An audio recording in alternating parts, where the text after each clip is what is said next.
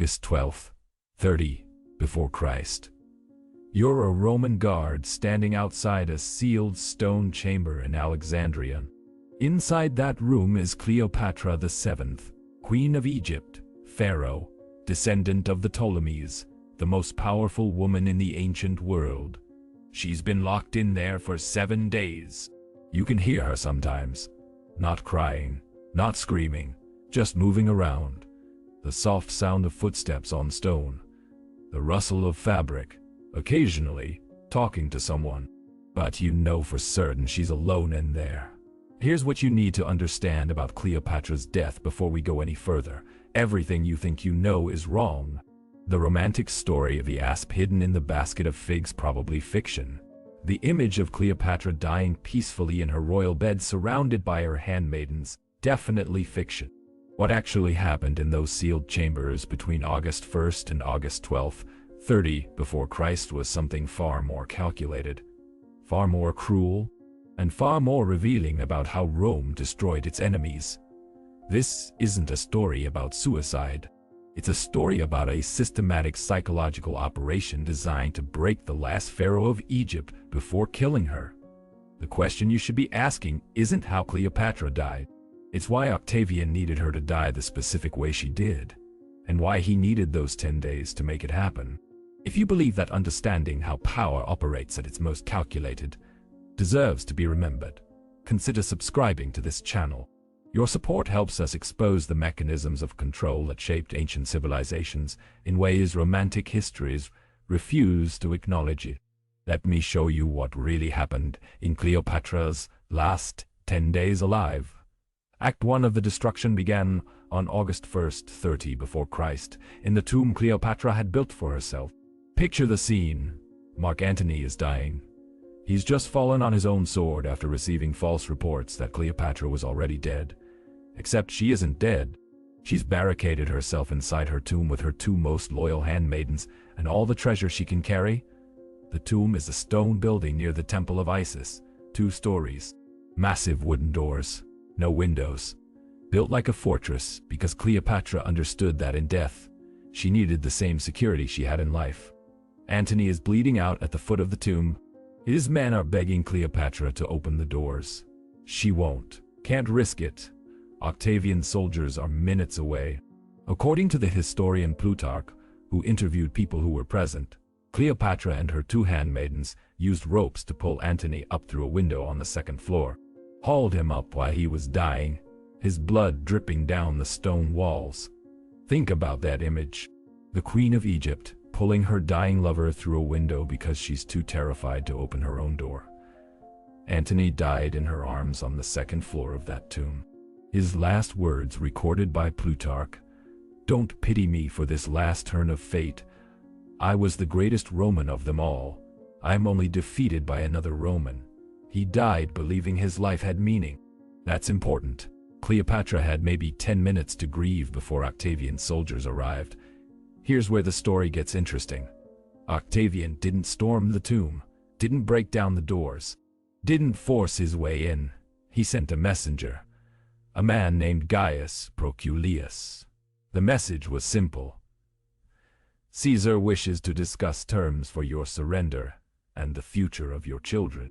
Cleopatra refused to open the door, spoke to Proculius through a gap in the stone, said she'd only negotiate if Octavian guaranteed her children's safety. While she was talking, Proculius's men were climbing the walls, the same window they'd pulled Antony through just hours before Octavian's soldiers came through it. They took her by surprise, grabbed her before she could react. Cleopatra tried to stab herself, actually got a dagger from somewhere in her clothing, but the soldiers were ready for it, tackled her, disarmed her. According to Dio Cassius's account, Cleopatra screamed at them, "You will not take me alive to Rome. You will not parade me. Kill me now." The soldiers had specific orders: keep her alive.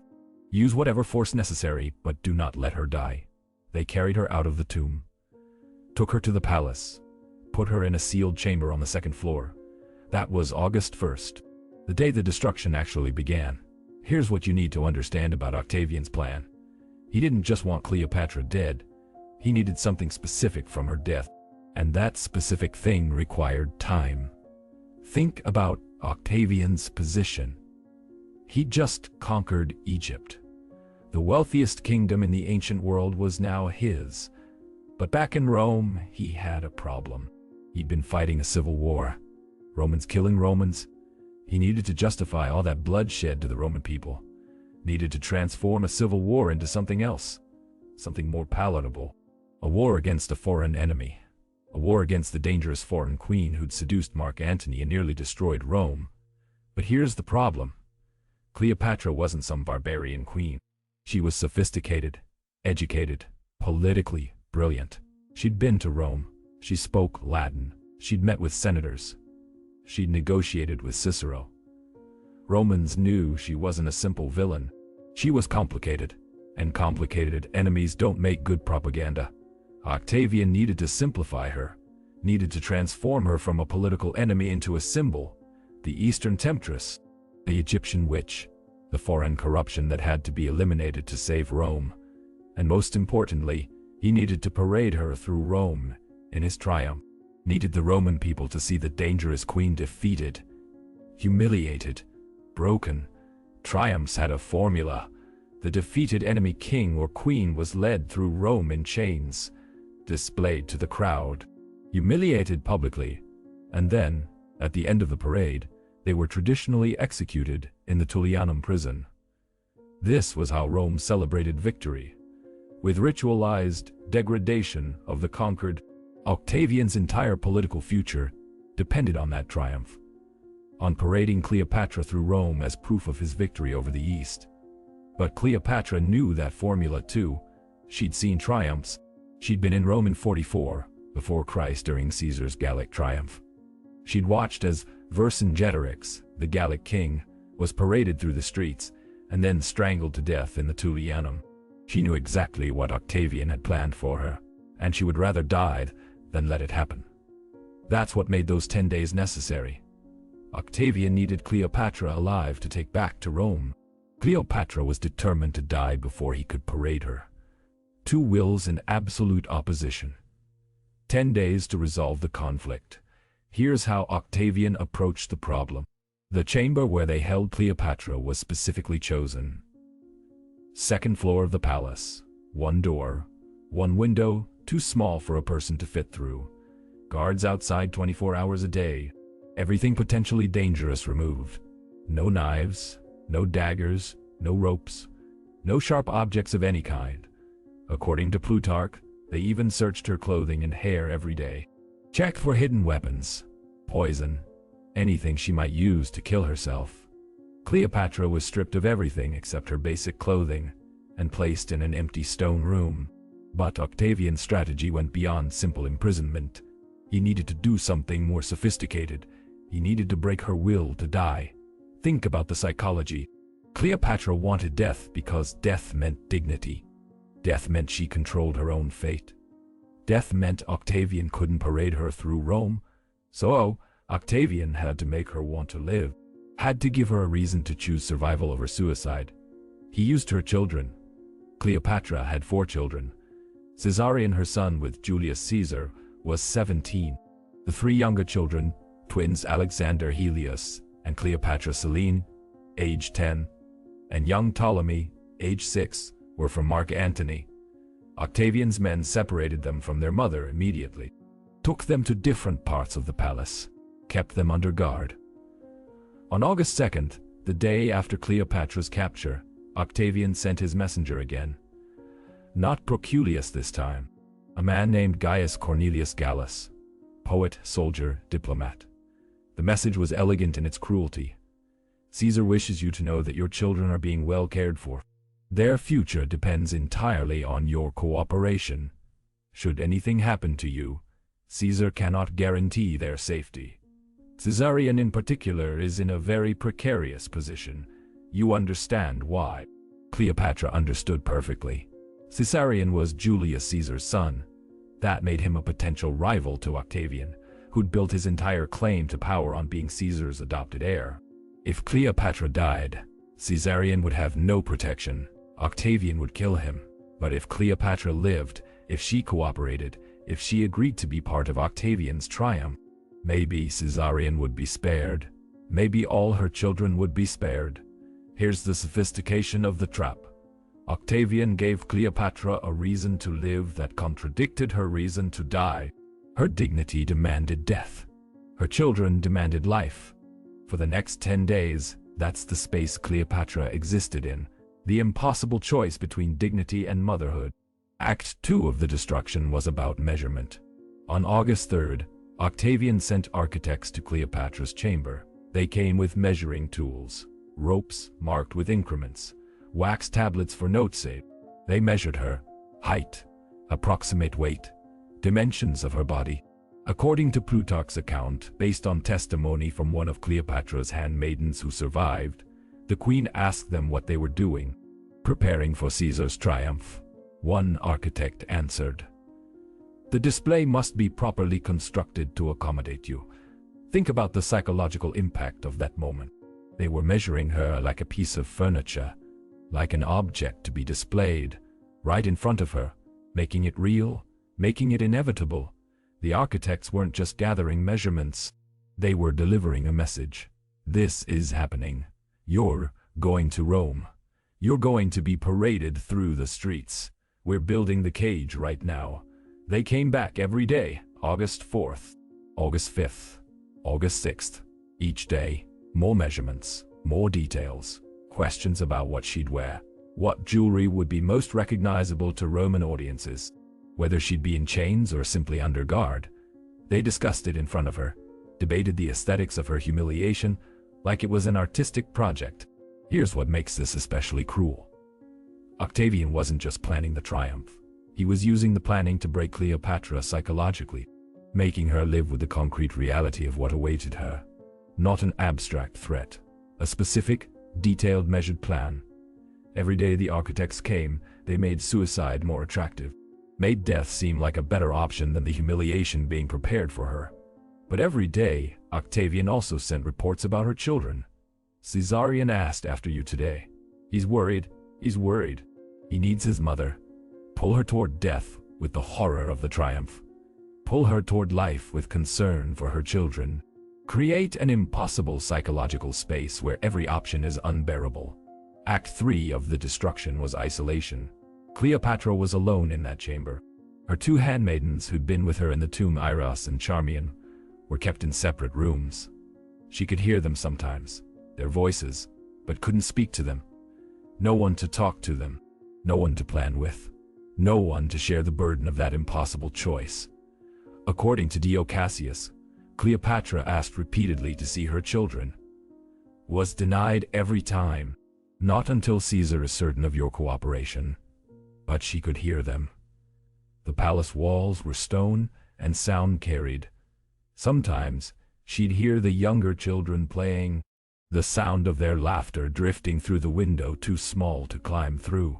Think about the torture of that, hearing your children, knowing they're nearby, not being able to reach them, not knowing if they're truly okay or if the sounds are staged to manipulate you. Modern psychological warfare would call this learned helplessness. Strip someone of agency, remove their choices, make them dependent on their captor for even basic information about their loved ones. Octavian was conducting a masterclass in breaking someone's will. By August 7th, according to Plutarch, Cleopatra had stopped eating, refused food when the guards brought it, just sat in her chamber, staring at the stone walls. The guards reported this to Octavian immediately. Here's what's fascinating. Octavian's response wasn't to force her to eat. It was to bring Caesarion.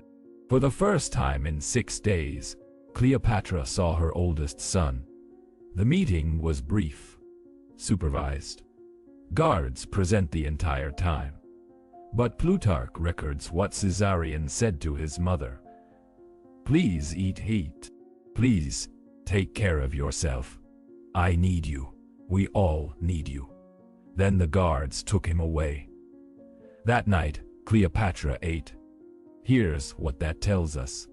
Octavian understood exactly how to manipulate her, knew precisely which levers to pull. The threat to her children wasn't abstract anymore. It was Caesarion's face, Caesarion's voice, Caesarion's plea. How do you choose death when your son is begging you to live? Act 4 was negotiation. On August 8th, Octavian came himself. First time he'd spoken directly to Cleopatra since her capture. He came alone, except for guards outside the door. We don't have a complete record of what was said, but we have pieces from various sources. Plutarch, who interviewed survivors. Dio Cassius, who had access to Roman archives. Strabo, who was in Alexandria shortly after these events. The negotiation went like this. Octavian offered a deal. Participate willingly in the triumph. Walk through Rome under your own power, not in chains. Maintain some dignity in defeat. In exchange, your children live.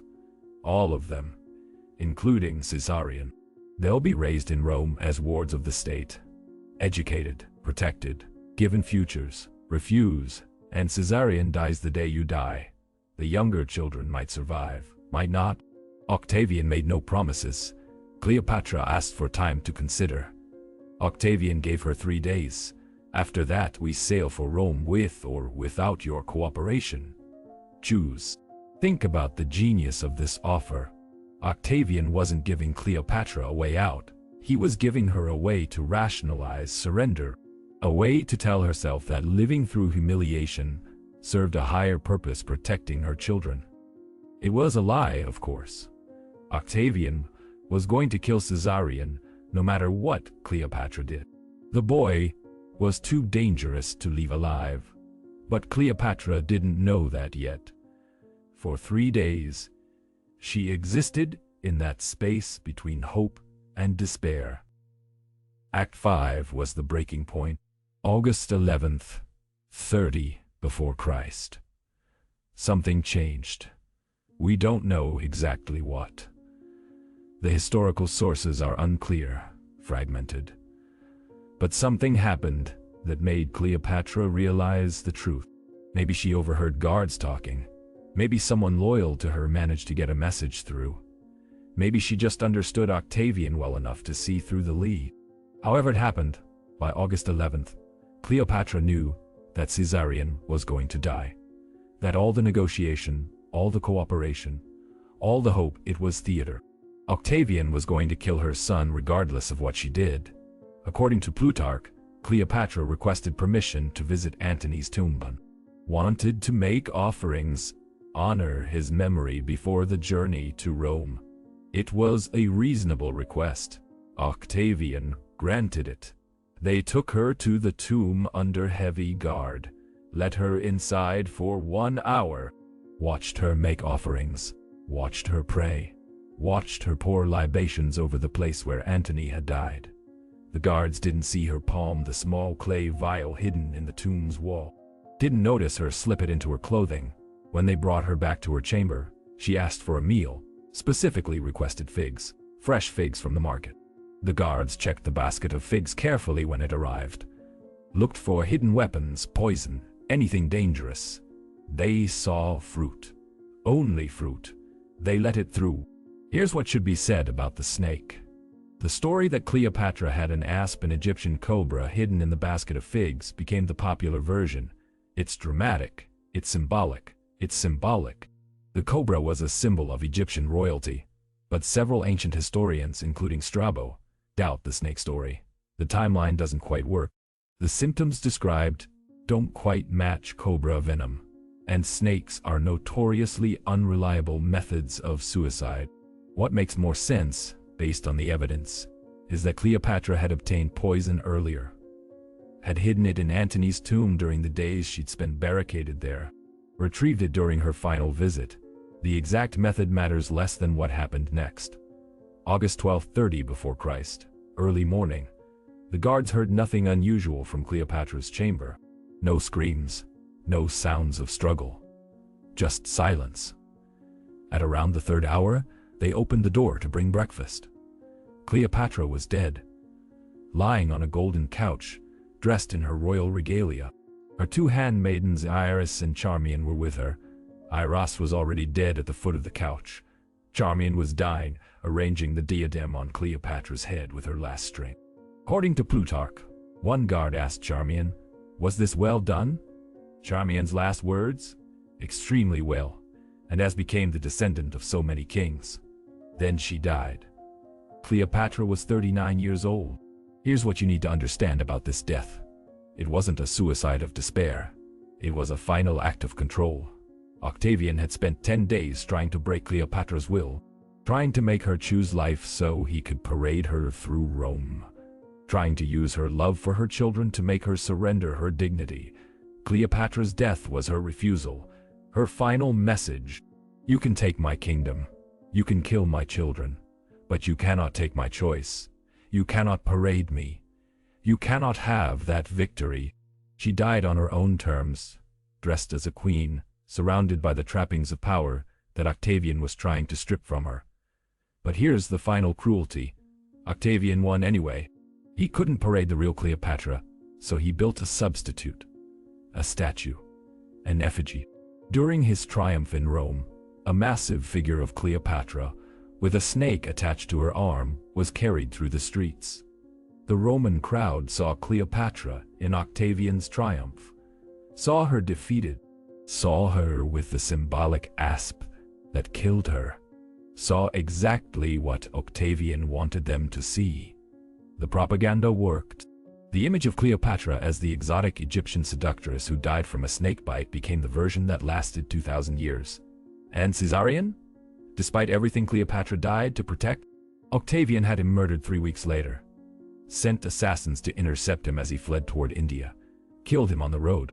Julius Caesar's only biological son, age 17, throat cut in the Egyptian desert. The younger children survived, were paraded in Octavian's triumph instead of their mother, lived in Rome as wards of Octavian's sister, given limited futures, watched constantly, never allowed to return to Egypt. Cleopatra died believing her sacrifice might save them, died believing that her choice to control her death, rather than participate in Octavian's triumph, was an act of dignity. In reality, Octavian got everything he wanted. The propaganda victory, the image of Cleopatra defeated, the elimination of political threats, the conquest of Egypt. Cleopatra's death bought nothing except the manner of her dying. Here's what those 10 days reveal about power at its most systematic. Octavian didn't just want to defeat Cleopatra. He wanted to break her psychologically first, wanted to use her love for her children as a weapon against her will to die with dignity. He constructed an impossible choice, dignity or children, made her live for 10 days in that impossibility, measured her for her humiliation, showed her exactly what awaited in Rome, then offered false hope that cooperation might save her children. It was a machine.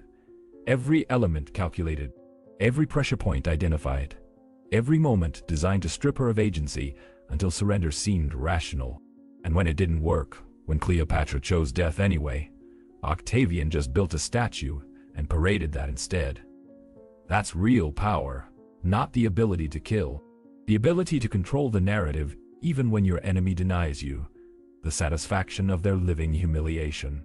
If this exposed the psychological mechanisms of how ancient powers operated when defeating enemies wasn't enough, they needed to break them. First, hit that subscribe button and turn on notifications. We're going to keep uncovering how systematic destruction functioned in the ancient world.